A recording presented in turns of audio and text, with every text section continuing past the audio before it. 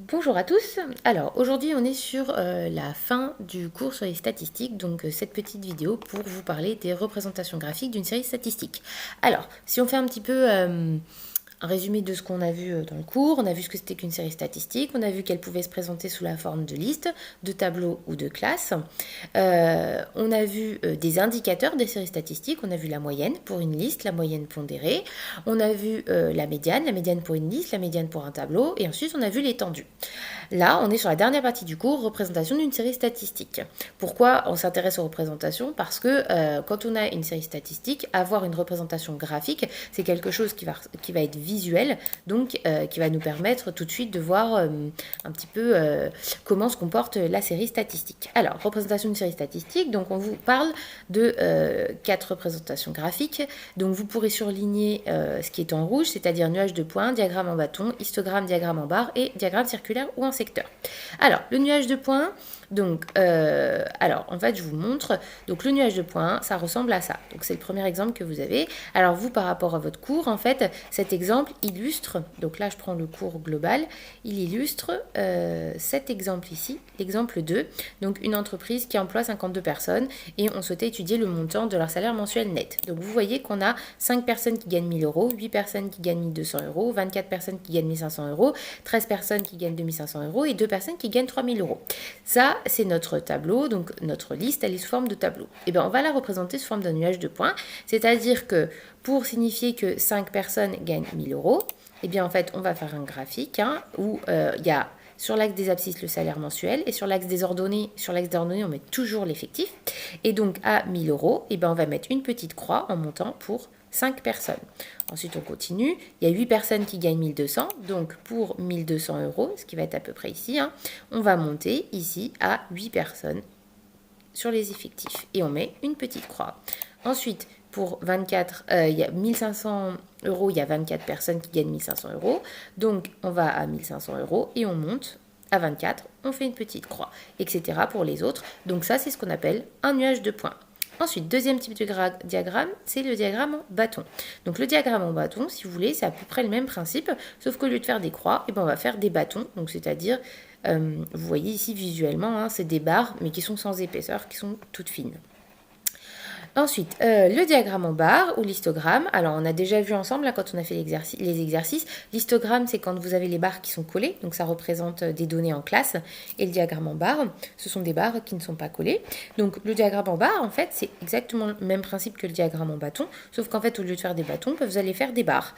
Donc ici, vous voyez que à 1000 euros, on va faire une barre qui va monter jusqu'à 5, etc. pour les autres catégories de salaire. Donc ça, normalement, vous connaissez, je ne vais pas trop insister dessus.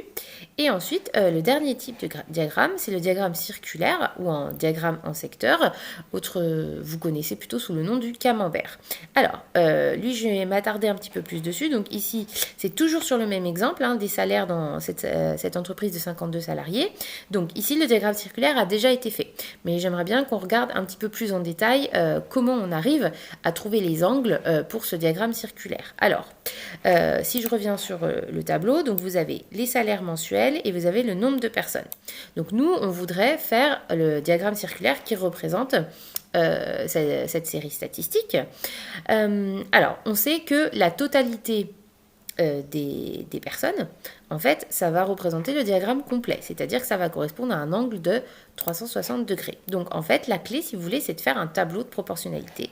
Donc, on vous dit détail pour le diagramme circulaire. Donc, toute cette partie-là, elle est à recopier dans votre cahier de cours, soit à côté du diagramme circulaire, soit en dessous.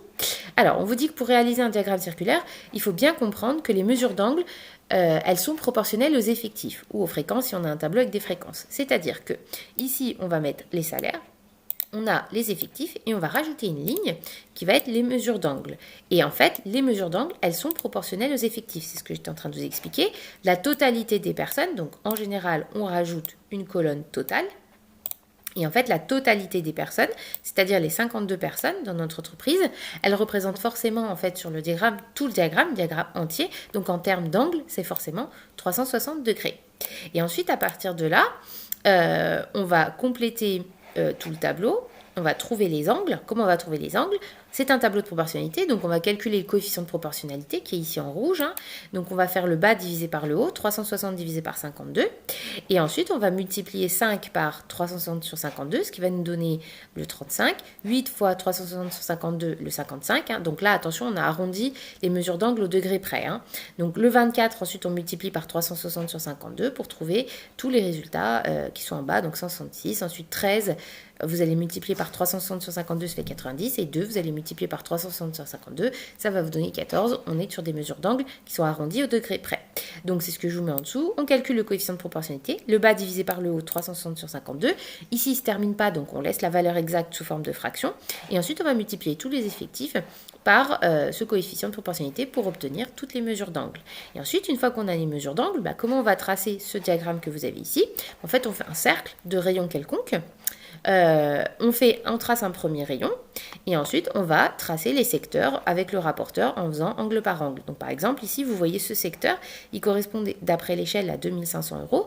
Et bien 2500 € c'est un angle de 90 degrés. Donc en fait on prendrait son rapporteur et on tracerait un angle droit. Ici vous le voyez, on le voit très bien, hein, l'angle de 90 degrés. Ensuite pour le secteur d'après c'est le secteur bleu ciel, donc c'est les 3000 €. Comment on aurait fait pour tracer ce secteur? Eh bien ici on vous dit que l'angle c'est 14 degrés, on l'a calculé. Et bien ici on fera un angle de 14 degrés avec le rapporteur, etc. pour tous les secteurs. Et normalement vous arrivez après à compléter tout ce diagramme.